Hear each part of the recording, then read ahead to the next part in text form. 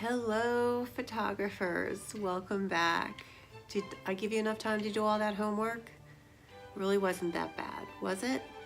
I am Wend, and today we are going to explore the apertures in our cameras. You are now in aperture mode, which is the A on your dial, or if you're Canon, AV. This is a shortcut that allows you to get off of auto and just take one item in your hand and manipulate it. So the camera is figuring everything out except for your aperture. Your aperture is actually the most stylish of all settings in your camera. What do I mean by that? You get to decide what is going to be sharp and clear and what is not going to be sharp and clear. So if you were taking a portrait and you wanted the background all blurred out and you're in Aperture Priority, you're going to set it that way. If you are doing a football game and you want to get the whole field, that's going to be a completely different aperture setting. Go get your cameras. I'm going to wait. Or were you smart? You knew to bring the camera this time, right? Because I totally believe you need to physically have your camera and manipulate things as I'm teaching it.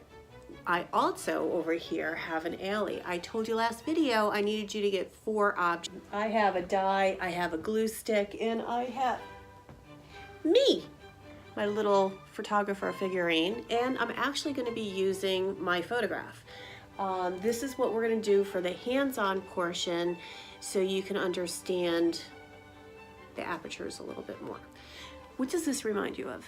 A lot of people say it reminds you of your eye, which is pretty darn accurate. Again, we have to remember photography is all about the light. If you don't have any light at all, you're not going to have any image at all. Just like in your eye, the light will travel through the iris or through the diaphragm, and it will enter the sensor in the back of the camera. First, we're going to talk about the technical side of what's going on with your apertures, also known as f-stops. The stops depend on how big or small the opening is going to be inside of your lens. Your lens is going to determine what type of f-stops you can use. The smaller the number, the larger the opening. Now, doesn't make much sense, does it? Small number, big opening. You get much more light traveling in with smaller numbers. The larger the number, the smaller the opening is going to be. There's numbers on the outside of it and right on the rim here. The smaller number is going to tell you how large your diaphragm will open. It goes from 1.8 to 22. So here is 1.8. Hi. Ooh, you can see how big it is. So you're going to have a lot of light coming in at that f-stop. Now if I move it all the way to 22, how tiny. You're not getting much light in at 22. Why is light important? The amount of light is hitting your sensor and making your image. Okay, I'm not a technical person and all that kind of hurts, so let me do it my way for you. I need to put an image in my mind to remember things.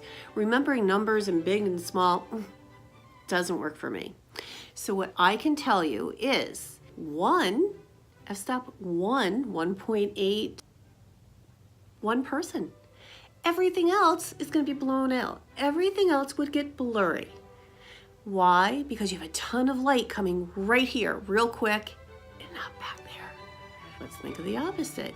If I wanted to do the picture behind me and I wanted everything in focus, the pylons, the water, the landscape, I make my f-stop 22, but everything will be in focus at that point. I want the person in front in focus, I'm going to use a low number. I want my die, which is in the middle range, to be more of the focus point, and maybe everything in between. I'm going to use a middle number, an 8 to 11, somewhere in there. I want to get everything, including my back wall, my photo, everything. I'm going to use the largest number I can get. Here's your quiz. How do you know what your number range is going to be? Is it your camera or is it your lens? Did you rewind or did you know it was the lens? The lens always determines. La, la, la, la, la, la, la. Okay, this one is a 3.5 to a 4.5 f-stop. That means the lowest I can go is 3.5. This lens is a 1.8. So the lowest I can go is 1.8. This is a wide lens. This is a prime lens. My telephoto lens, lowest f-stop there is a 5.6. So if I was going to take a portrait and want everything blurred out, I would actually get my f-stop that would go down closest to 1. All of them go up to 22 or 24, so I don't have to worry about getting everything in focus. But it dawned on me, some of you might not know the proper way to change your lenses, so let's do that now. The first thing you want to make sure is that you turned your ring around, you've got your lens cap on.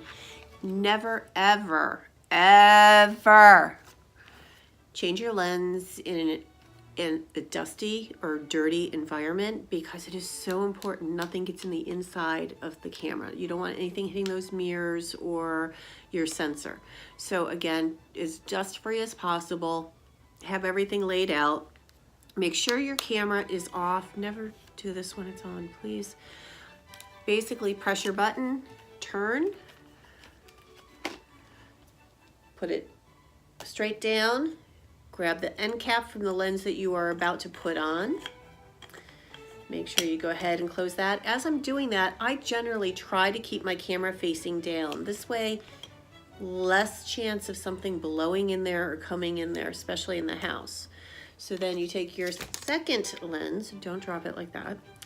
You should have a dot and a dot.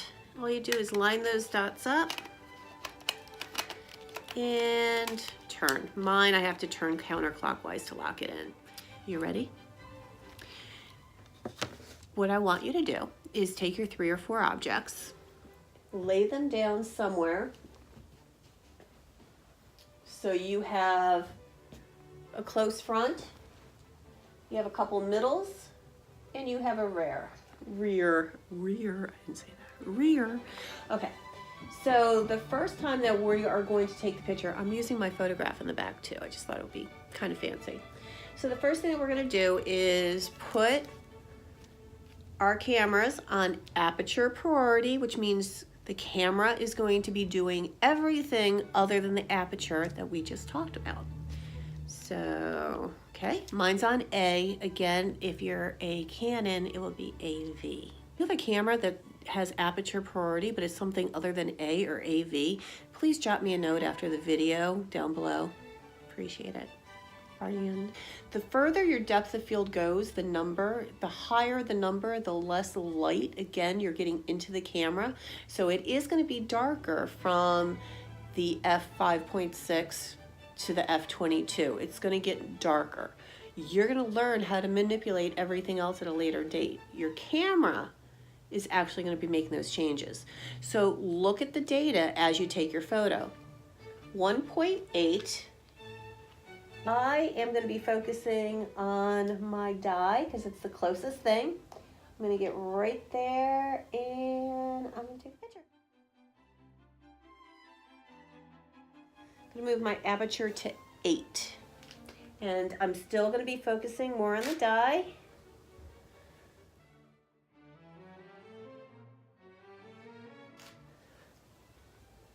Okay, and now I'm going to be moving it all the way to 22. All right, So you kind of get an idea. Again, the camera was doing all the work for the speed, the white balance, and the ISO. All that you were worrying about was that depth of field, which is also known as an f-stop.